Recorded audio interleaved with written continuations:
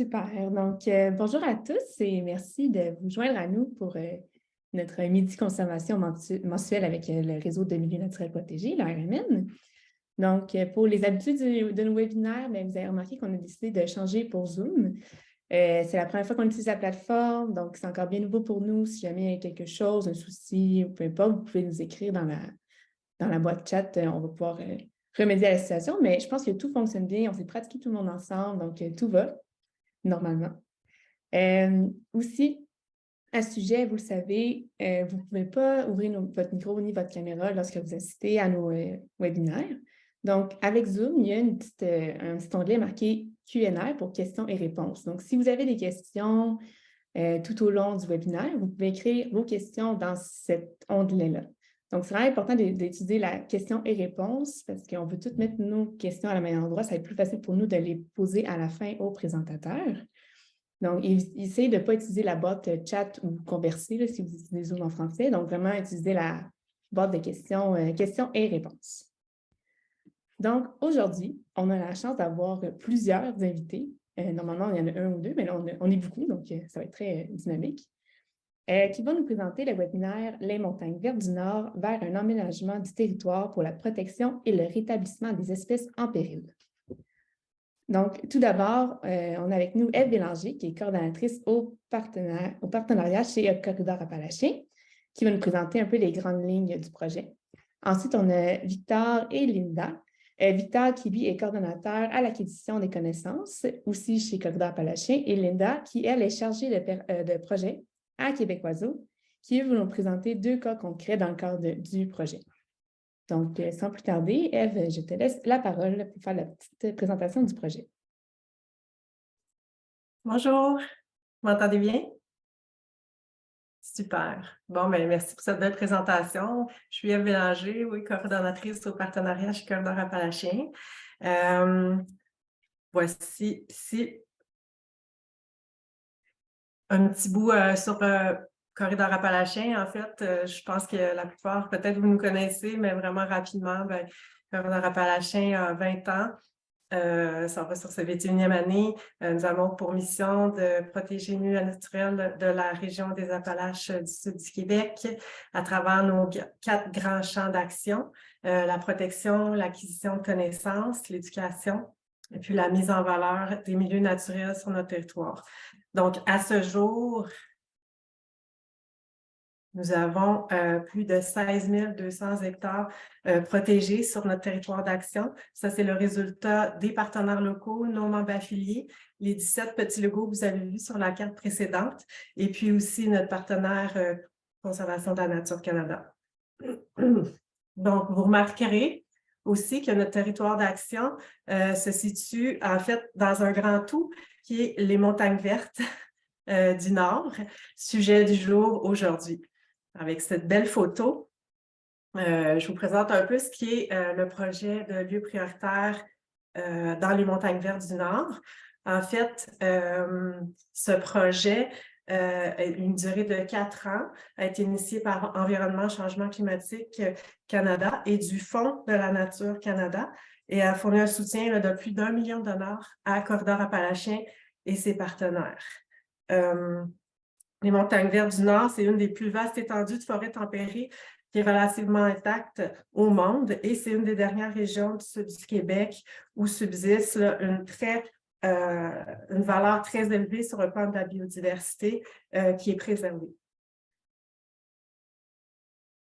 Alors, Corridor Appalachiens, accompagné là, des 7 partenaires que vous voyez ici, a proposé un projet qui est spécifique pour la région des montagnes vertes du Nord.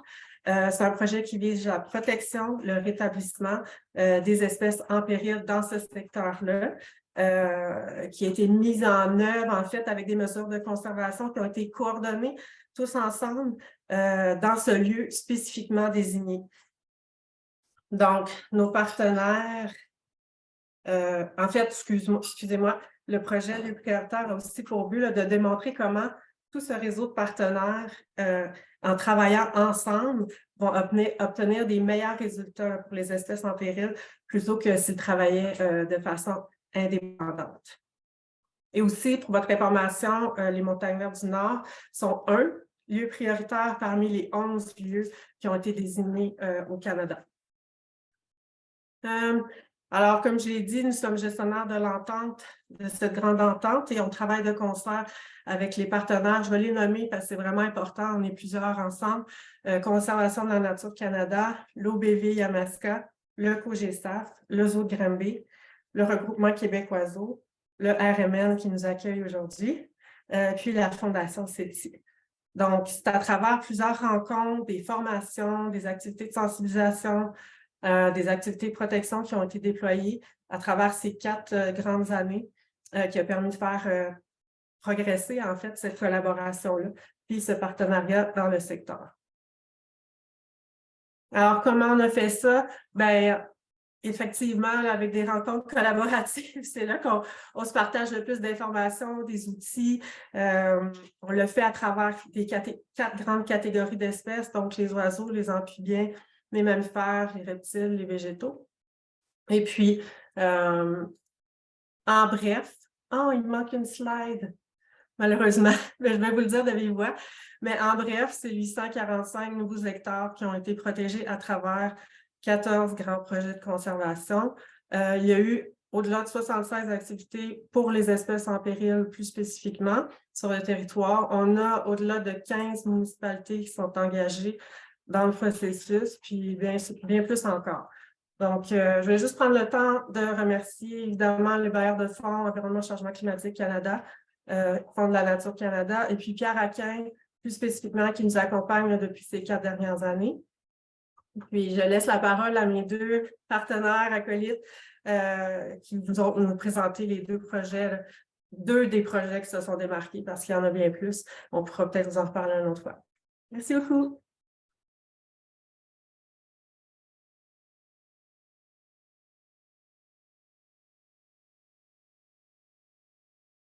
Donc, c'est moi qui va débuter. Est-ce que tout le monde voit bien mon écran?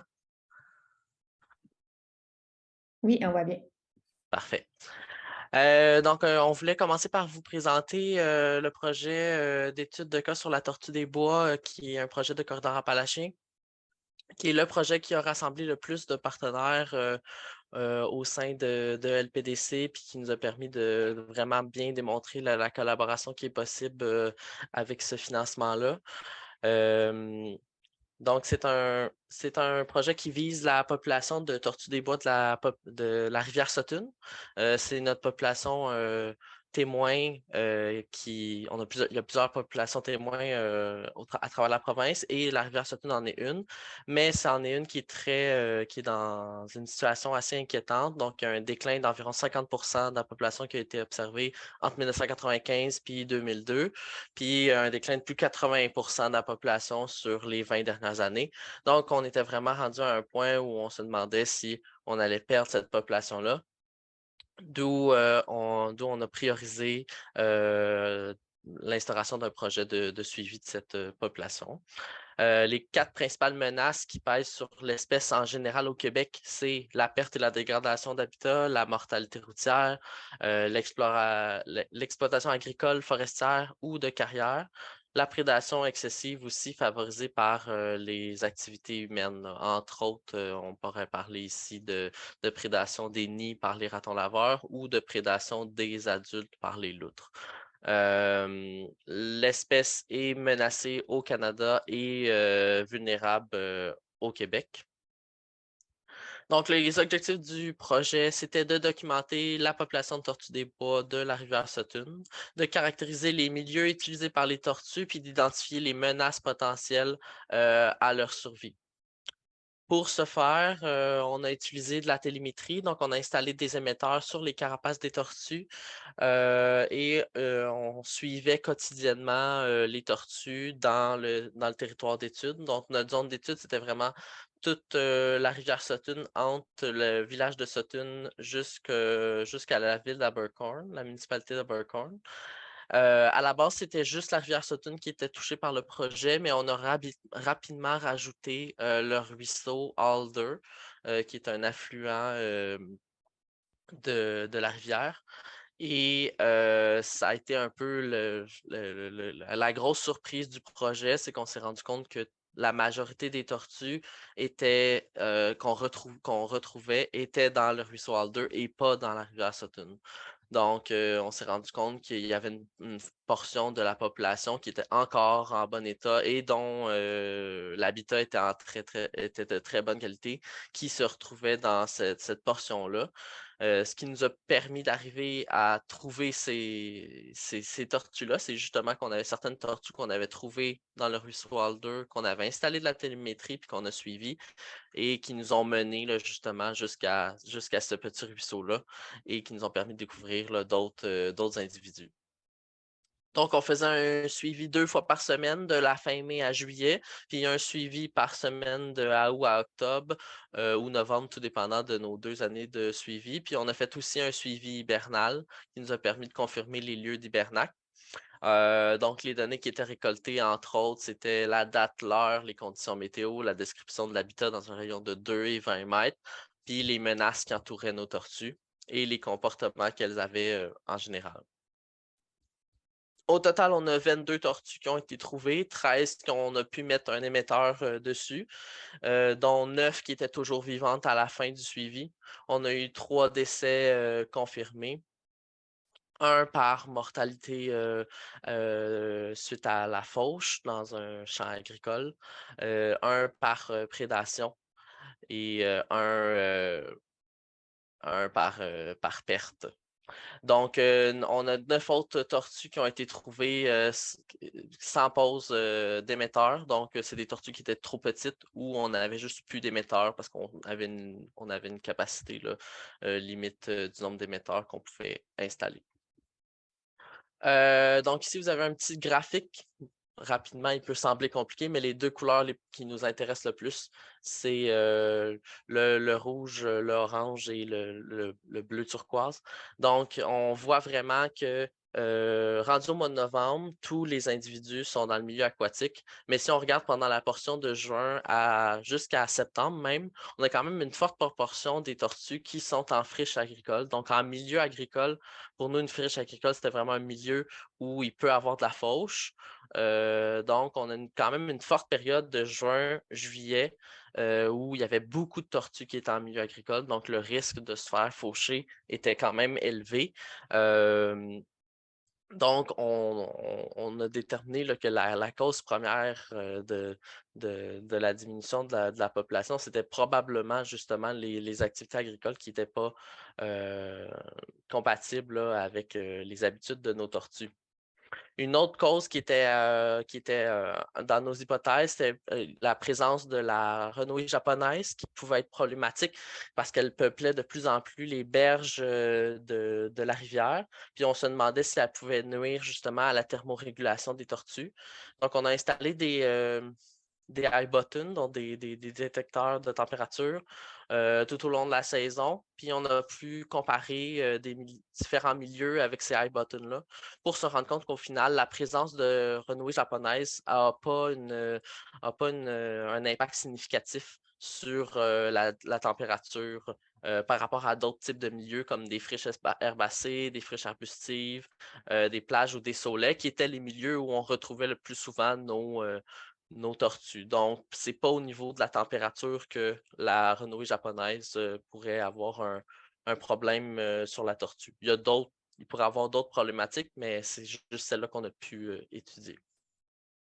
Donc, les menaces au final qui ont été identifiées, c'est la fauche dans les milieux agricoles, la prédation par, dans notre cas, les loutres, le réseau routier en général. Donc, nous, on n'en a pas enregistré, mais sur carapace.ca, il y a des mentions de mortalité de tortues des bois, la destruction de l'habitat et la présence d'espèces exotiques envahissantes.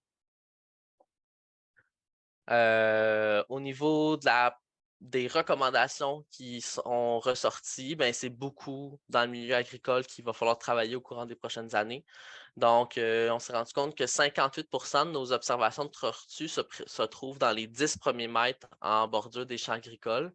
Fait qu'il y aurait peut-être moyen de maximiser là, justement la hauteur de la fauche ou la fréquence de fauche dans ce 10 premiers mètres-là. Souvent, on a une largeur de 30 mètres qui est recommandée selon la littérature. Mais comme on le voit avec nos données, c'est les 10 premiers mètres qui semblent vraiment les plus critiques. Donc, une des recommandations premières, ce serait d'augmenter la hauteur de coupe minimalement à 10 cm, mais idéalement 17 cm et plus.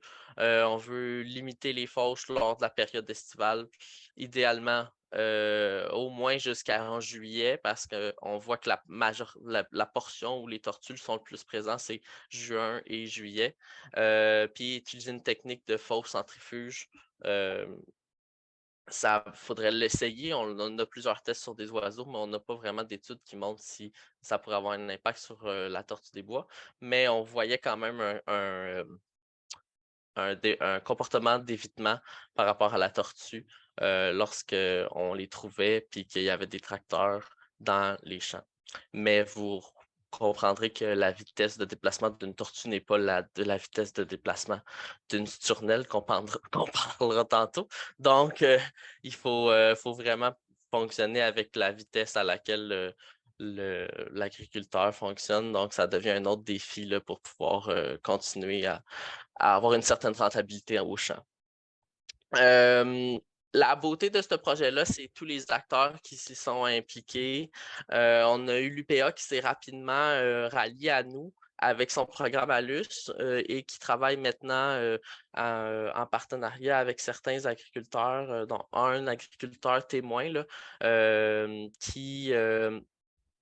qui fait des plantations pour améliorer ses bandes riveraines, entre autres, puis il évalue un peu là, les possibilités de pouvoir redonner des redevances si jamais on pourrait modifier la fréquence ou la hauteur de fauche. Mais ça, c'est encore en évaluation, mais ils ont participé beaucoup à le réaménagement de certaines bandes riveraines. On a les propriétaires qui se sont rapidement beaucoup impliqués, qui nous appelaient pour nous dire où étaient nos tortues, nous disaient quand ils allaient faucher pour s'assurer que qu'on vienne rapidement confirmer si la tortue était dans leur champ, parce qu'on était rendu avec des tortues chouchous qui étaient très aimées de nos agriculteurs. Fait qu'on a rapidement créé des liens très forts avec eux. On a les OBV puis les zoo de Granby de la région, donc le COGESAF puis l'OBV Yamaska, puis l'organisme de bassin versant de la baie Missisquoi, qui ont beaucoup aidé à faire du transfert de connaissances au niveau de leur protocole, de leur technique d'inventaire, tant en télémétrie qu'en suivi de sites de ponte, à l'installation de caméras pour suivre les tortues. Donc, ça a été d'une grande aide. On a le MLCCFP, fut autrefois le MFFP, qui nous ont aidés tout au long pour le terrain, qui ont été beaucoup présents pour les inventaires. Puis on a les municipalités tant de Sutton que d'Abercorn qui ont été d'une grande aide pour contacter les propriétaires de la région et les sensibiliser, là, puis les garder à jour par rapport au projet. Certains citoyens avaient des craintes là, par rapport à l'accès qu'on avait besoin sur leur terrain, mais se sont rapidement ralliés à la cause, là, voyant les résultats qu'on avait, puis le lien qu'on pouvait créer avec eux, là. Donc, pour la suite, il reste quelques questions à analyser pour pouvoir vraiment avoir de quoi de plus précis par rapport aux menaces. Il nous faudrait une étude à fine échelle temporelle. Donc, il faudrait une étude avec des données qui seraient envoyées à chaque au moins journée ou même peut-être bloc de 3 ou 4 heures pour pouvoir avoir un déplacement plus précis de la tortue. Parce que ce qui nous manque, c'est au niveau de sa connectivité. Quand elle passait d'un champ à un autre, c'est où qu'elle passe, c'est qu'est-ce qu'on devrait protéger en priorité. Est-ce qu'elle tente d'éviter les zones de renouée japonaise? À savoir vraiment quel est l'effet de la renouée japonaise, on n'a pas réussi à avoir de conclusion plus claire qu'il n'a pas d'impact sur la thermorégulation. Au niveau de justement l'étude à échelle temporelle, est-ce qu'il y aurait des obstacles à la dispersion des tortues? Et le grand mystère de notre 2 ans de suivi, c'est qu'on n'a pas pu confirmer aucun site de ponte. Fait qu'est-ce que ça pourrait être aussi l'absence ou la diminution du nombre de sites de ponte ou la trop grande prédation de sites de ponte qui pourrait aussi être en cause là, par rapport au déclin de notre population de la rivière Sutton. Donc voilà, ça vous fait un petit portrait quand même rapide de la situation. Puis maintenant, on va passer avec quelque chose d'un peu plus rapide avec Linda qui va nous parler du projet de Québec Oiseau. Merci beaucoup, Victor. Donc, je vais vous partager, j'espère que ça va bien fonctionner. Est-ce que vous voyez ma présentation? Oui, on voit bien. OK, excellent. Mhm. Yes. Donc, je vais vous parler de la tournée des prêts, donc les projets que Québec Oiseau a réalisés dans le cadre de ces projets. Donc, l'objectif, c'était de protéger l'habitat de la tournelle des prés ainsi que d'autres espèces des oiseaux champêtres. Je vais vous parler rapidement de Québec Oiseau. En fait, Québec Oiseau est un organisme non lucratif qui a été créé et fondé en 1981, qui regroupe et représente les ornithologues du Québec. Les objectifs de Québec Oiseau sont principalement de favoriser le développement du loisir ornithologique, de promouvoir l'étude des oiseaux, ainsi que de contribuer à la protection des oiseaux et de leur habitat.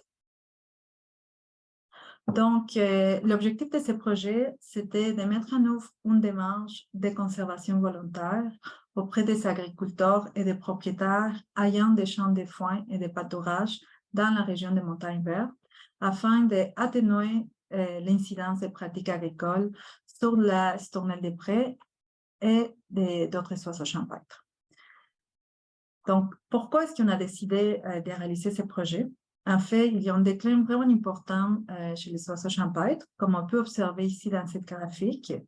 On observe principalement dans les groupes d'oiseaux de rivage, des prairies et des insectivores aériens un déclin d'environ 40 à 60% depuis 1970.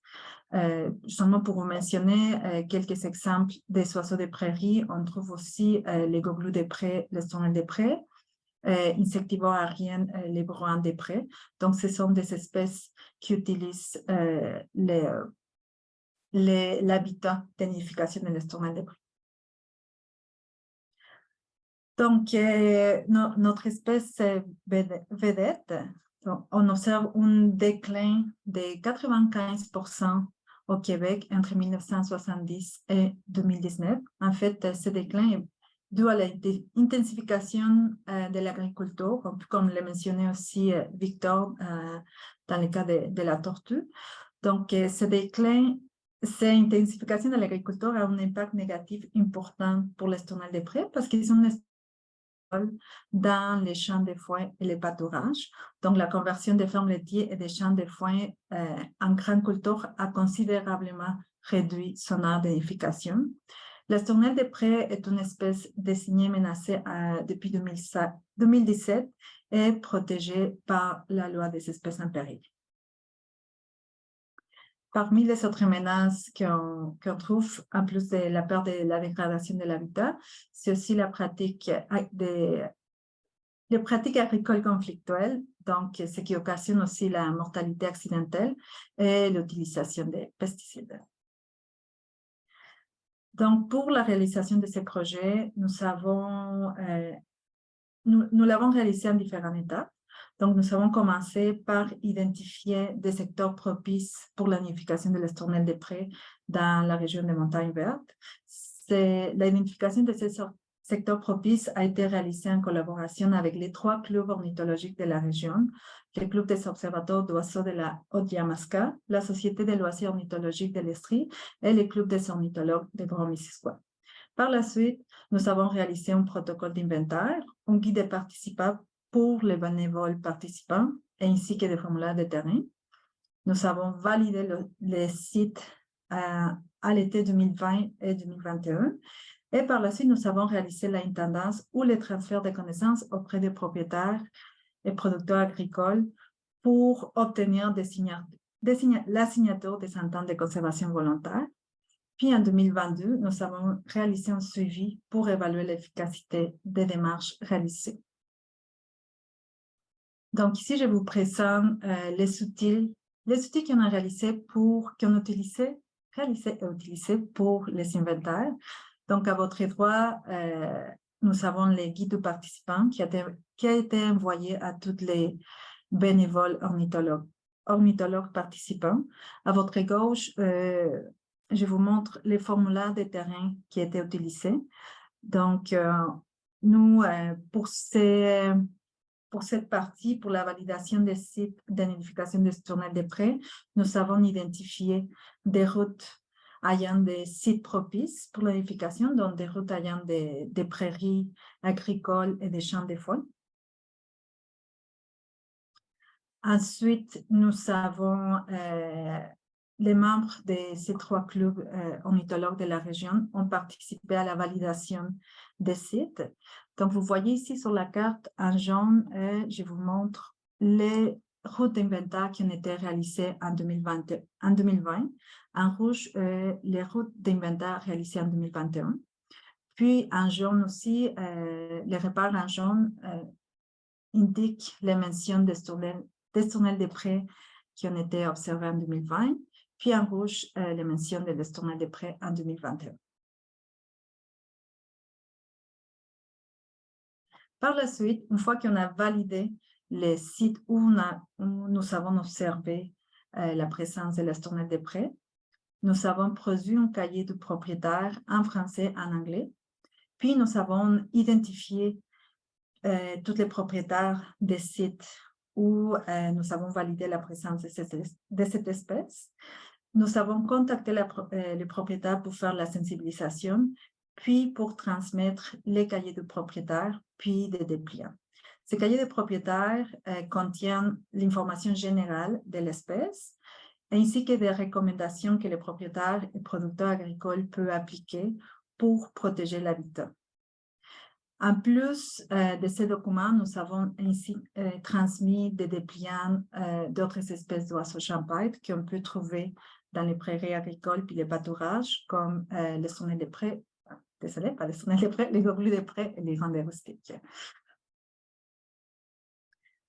Donc, les résultats de nos démarches de sensibilisation et d'intendance, ici sur la carte, vous voyez les repères rouges indiquent les ententes de conservation qui ont été signées. Les repères jaunes indiquent les ententes de conservation verbale. Donc, ce sont tous les propriétaires qui n'ont pas signé des ententes de conservation, mais qui se sont engagés moralement à protéger l'habitat d'identification de l'espèce. Puis, en jaune, ce sont tous les propriétaires qui ont accepté de recevoir la documentation sur les tournelles des prés, puis les oiseaux champêtres. Donc, ce sont tous les propriétaires qui ont été sensibilisés. Donc, les résultats d'intendance indiquent nous avons réalisé des démarches auprès de 26 propriétaires. Donc, nous avons contacté 26 propriétaires. Nous avons obtenu 9 ententes de conservation volontaires. Puis, avec ces 9 ententes de conservation volontaire, nous avons protégé environ 57 hectares. Finalement, ce projet a permis à Québec Oiseaux de réaliser des inventaires pour identifier et valider les sites d'identification de la tournelle des prés. Donc, nous avons pu réaliser 403 stations d'écoute. Nous avons produit 24 cahiers de propriétaires et comme je vous ai mentionné précédemment, nous avons obtenu 9 ententes de conservation volontaire, donc 5 qui ont été signés. Puis, par la suite, en 2022, nous avons réalisé un suivi auprès des propriétaires qui ont été sensibilisés pour ajuster les mesures proposées, puis offrir un peu plus de recommandations suite aux défis qu'il mentionnait. Et en fait, ce suivi a été vraiment important pour ce projet parce que ça nous a permis de modifier un peu la méthode que nous avons, qu'on va appliquer par la suite pour un projet, pour la poursuite de ce projet qui va être réalisé en 2023 et 2025. En fait, certains producteurs nous ont mentionné qu'ils auraient aimé avoir un suivi beaucoup plus de proche des biologistes. Ils auraient aimé que nous, on aille à la 12e année, une fois qu'on a validé les sites, qu'on a envoyé les documents de sensibilisation, certains producteurs ont montré l'intérêt que les biologistes visitent de nouveau les sites pour valider de nouveau la nidification de l'espèce. Donc, pour la poursuite de ce projet, nous avons concentré plus nos efforts dans seulement 5 à 6 propriétaires. Donc, nous avons les contacter à l'avance, nous avons les sensibiliser, puis par la suite, nous avons allé sur les sites, puis proposer des recommandations.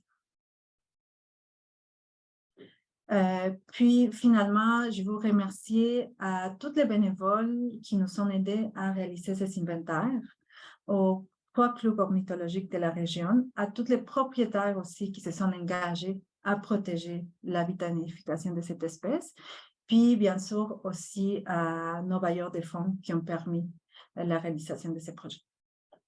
Merci beaucoup.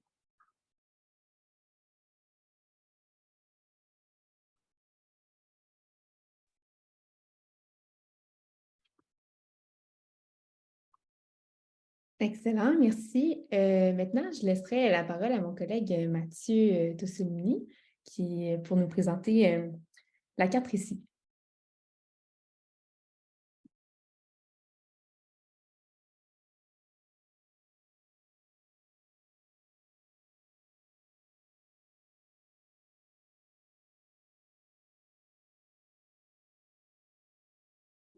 Ouais, je vais vous demander, allô, je vais vous demander de vérifier si vous voyez bien mon écran, si c'est correct. Oui, ça fonctionne. Oui, super, ok. Donc, les informations qu'on vous a présentées aujourd'hui, les activités qui sont en lien avec le LPDC, il y en a bien sûr beaucoup d'autres. Nous, ce qu'on vous propose, c'est sur notre outil, le répertoire. Si vous allez sur l'onglet Les Montagnes Vertes du Nord, vous allez pouvoir accéder à une carte récit qui vous explique en détail un petit peu plus d'autres activités qui ont eu lieu. Cette carte elle sera mise à jour dans les prochaines semaines, donc n'hésitez pas à y passer. Puis ça vous donne un petit peu plus de contexte sur ce que sont les projets LPDC à l'échelle du Canada, puis des informations plus particulières pour les activités qui ont été effectuées pour 4 taxons différents au Québec. Fait que je vous en montre pas plus pour pas trop vous gâcher la surprise. Puis par contre, petit truc, vous avez des plans, des arrière-plans audio si jamais des fois vous voulez entendre certains bruits d'oiseaux. Faut le savoir qu'il est là. Puis je vous laisse découvrir ça. Excellent. Donc, merci beaucoup à nos présentateurs. Un petit mot pour les participants. La présentation est enregistrée et elle va être disponible sur notre chaîne YouTube comme d'habitude, comme qu'on faisait avant. Et maintenant, je laisserai la place à vous, dans le fond, si vous avez des questions, de nous les écrire dans le petit onglet questions et réponses en bas. Et puis, je vais pouvoir les poser aux présentateurs. Ah, on en a déjà une. Donc, de Benoît Jobin, question pour Linda. Tu parles de 9 ententes de conservation volontaire avec des producteurs agricoles. Quelles sont les activités de conservation retenues? Fauche retardée, patron de fauche, changement de type de culture. Merci donc. Oui, en fait, dans le cahier de propriétaire que je vous ai montré, je vous ai montré seulement la page de couverture. Nous, oui, on propose presque toutes les recommandations qu'on trouve aussi dans les guides qui étaient réalisés par Québécois sur les oiseaux champêtres. Donc oui, la fauche retardée, aussi la fauche, changer les patrons des fauches, donc comme la fauche centrifuge. Puis, nous n'allons pas très loin en lien avec les changements de type de culture parce que c'était une première approche avec les propriétaires, mais il y a plusieurs propriétaires. Je pense qu'il y a un propriétaire qui a même retardé la fauche pendant la 2e année du projet. Est-ce que, Benoît, ça répond à tes questions? Benoît, tu peux soit répondre encore dans la section, sinon... Oui, ça répond. Excellent. Il n'y a pas d'autres questions, mais moi, j'en avais une pour toi, Victor. Est-ce qu'il y a eu ce type de démarche-là auprès des propriétaires agricoles pour faire des ententes de conservation ou vous n'êtes pas encore rendu là pour la tortue des bois ou c'est pas une avenue, tout simplement? On a un producteur qui est très intéressé là, à faire un projet de conservation sur son terrain là, dans le ruisseau Alder, justement, là, qui est le ruisseau qui était notre grande découverte, qui couvre là, une grosse portion là, de l'habitat de la tortue des bois. Donc, c'est notre avenue la plus intéressante. Mais c'est prévu là, au courant des prochaines années. De poursuivre le démarchage dans le secteur pour tenter de, de convaincre d'autres propriétaires d'embarquer dans ce type de conservation volontaire-là en milieu agricole. On a déjà une belle réception là, de la part des propriétaires. Là. Il reste juste à le concrétiser. Le rapport est tout frais là, que les résultats que je vous ai présentés. Là, fait qu'on on vient d'être prêt à passer à la prochaine étape là, avec des recommandations claires puis quelque chose à présenter. Là. Excellent. Il n'y a toujours pas d'autres questions. S'il n'y a pas d'autres questions, j'aimerais aussi ajouter, Victor a mentionné aussi qu'il a travaillé avec l'UPA dans le cadre du programme ALUS. Nous aussi, suite à ces projets, il y a un producteur qui s'est engagé verbalement à protéger les sites de l'Esturnel des Prés, mais finalement, ce producteur a travaillé avec l'UPA de la Montérégie dans les programmes ALUS. Donc, nous, on a eu l'opportunité de participer aussi dans ces projets. Donc, ces producteurs, il a retardé la fauche, puis finalement a suivi les recommandations que Québec Oiseau a proposées, puis par la suite, il voulait aller un peu plus loin. Donc, c'est pour ça qu'il a participé dans ces programmes ALUS qui proposent un genre de compensation financière aux producteurs agricoles qui retardent la fauche pour protéger des espèces en péril. Donc, ces producteurs a participé à ces programmes, puis il a retardé la fauche pour protéger cette espèce. Donc, je voulais simplement mentionner ça parce que c'était une belle collaboration aussi qu'on a eue avec l'UPA suite à ces projets. C'est vraiment inspirant. J'avoue que moi, personnellement, je me demande tout le temps à quel point les gens ils souhaitent coopérer. Souvent, ils sont habitués avec leur pratique et tout. Donc, ça peut être dur d'inciter le changement, mais si ça fonctionne, tout est au niveau de l'approche, mais c'est sûr. Il y a d'autres questions qui sont rentrées. Donc, j'imagine que c'est plus pour plus tard. Est-ce que le ruisseau Alder est connecté au marais Alderbrook à Sutton? Je serais honnête et je dirais que je ne sais pas. Pas de Mais problème. parce qu'il y a. Puis c'est mélangeant parce qu'en plus, dans notre territoire, il y a 3 ruisseaux Alder. C'est pour ça que j'ose pas donner de réponse tant que ce soit clair. Apparemment, Alder est un nom populaire dans la région. Mais je pourrais vérifier. Excellent. Et sinon, on a Marc Gauthier qui demande, on parle ici de convaincre les agriculteurs à changer volontairement leurs pratiques pour protéger les nids. Pourtant, la loi sur les oiseaux migrateurs interdit partout la destruction de nids actifs. Pourquoi, selon vous, les activités forestières et agricoles semblent exemptées de l'application de la loi?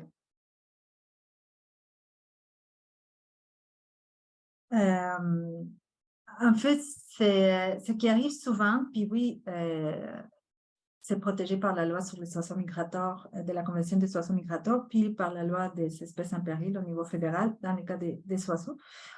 Puis, en fait, ce qui arrive souvent, c'est que les producteurs ne sont pas au courant qu'il y a des espèces en péril sur le terrain. Donc, ils ne savent pas que c'est eux qui ont un impact, qui pourraient avoir un impact positif dans la protection de ces espèces. Donc, ce n'est pas qu'ils sont exemptés de l'application de la loi, mais c'est seulement que parfois c'est un manque de connaissances de la part des propriétaires. Puis, moi, ça fait quelques années que je travaille avec des producteurs agricoles, puis je vois vraiment que suite à nos démarches de sensibilisation, il y a beaucoup de producteurs qui s'engagent un peu plus à protéger l'habitat. Je ne sais pas, Victor, si tu veux ajouter une autre chose en lien avec cette question. Je pense que ça reste dans la même branche que toi là, pour les tortues. Là. Donc, le gros défi dans tout ça, c'est de réussir à aussi avoir un équilibre entre toutes les sphères de la société, là. Fait qu'on a, oui, on a la biologie, mais il faut aussi penser au côté société et agriculture, nourrir la population. Donc, on ne peut pas non plus juste mettre un X sur un champ dès qu'une espèce à statut qui s'installe dedans. Fait qu'il faut réussir à trouver des solutions pour allier les deux ensemble. Marc, il rajoute mais la loi s'applique à tout oiseau, en péril ou pas, et nul n'est censé ignorer la loi, non.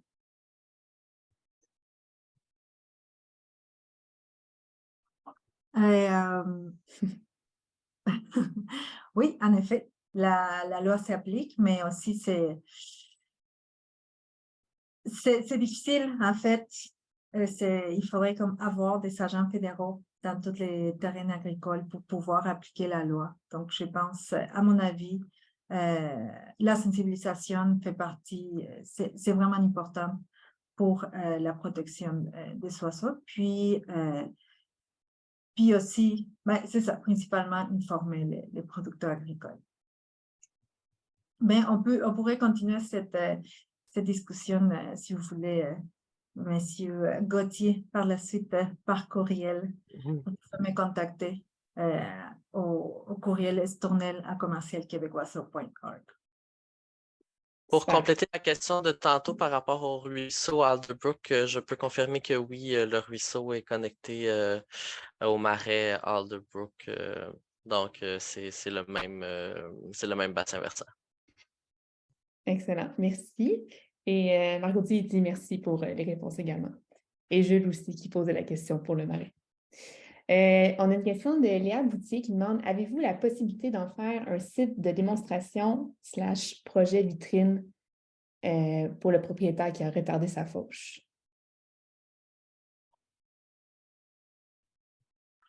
Non, nous n'avons pas eu la possibilité de faire aussi des démonstrations, mais j'avoue que c'est une idée vraiment intéressante.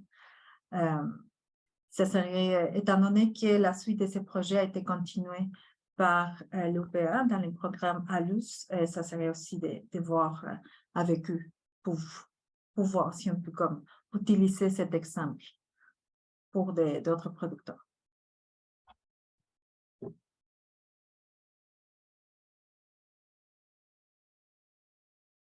Parfait. Léa Boutier nous dit merci pour la réponse. Sinon, Frédéric, je ne sais pas, tu es avec nous comme panéliste, mais si tu voulais poser une question, tu peux prendre le micro et sans problème. En fait, j'en avais 3. Puis les 3 ont été posés ou déjà répondus. Donc, merci. Excellent. Donc, si les participants n'ont pas d'autres questions, je pourrais laisser un petit mot à Ève qui voulait terminer la présentation avec une petite conclusion.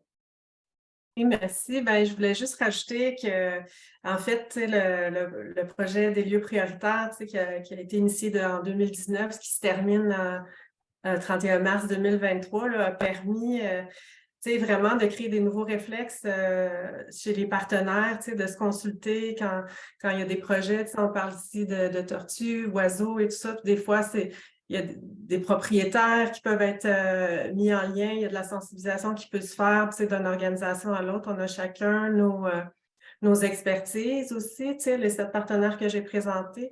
Fait que ça, c'est vraiment un plus là, de ce projet-là que je voulais un petit peu revenir là-dessus. Puis, l'autre truc aussi, c'est qu'on va faire un document impact là, qui va être partagé à la fin du projet. Fait que vous pourrez vraiment voir les résultats là, plus concrets là, avec des indicateurs là, plus clairs. Mais vraiment, je pense que c'est la plupart des collaborateurs le disent quand on se rend compte. C'est fou ce qui a été initié puis ce qui a été permis de développer là, dans le cadre de ce projet-là. Puis on souhaite le mener plus loin, évidemment, poursuivre les collaborations garder contact et puis tout ça. Fait que je voulais juste revenir un petit peu là-dessus. Puis dire merci beaucoup d'avoir été là, d'ailleurs. Excellent. Donc, ben, merci beaucoup. Merci à tous les participants d'avoir été là ce midi avec nous. Merci aux présentateurs également. Et puis, comme j'ai mentionné, la vidéo va être disponible sur YouTube si vous voulez la partager ou revoir la présentation. Puis, sinon, de notre côté, notre prochain Midi Conservation est le 29 mars prochain avec Alexandre Baudouin qui va nous présenter le corridor écologique d'Arlington à Montréal, qui est inspiré des grands corridors écologiques du Québec, mais en version micro dans un milieu urbain très urbanisé. Donc, ça va être très intéressant également. Donc, merci à tous. Donc, je vous souhaite une bonne fin de journée.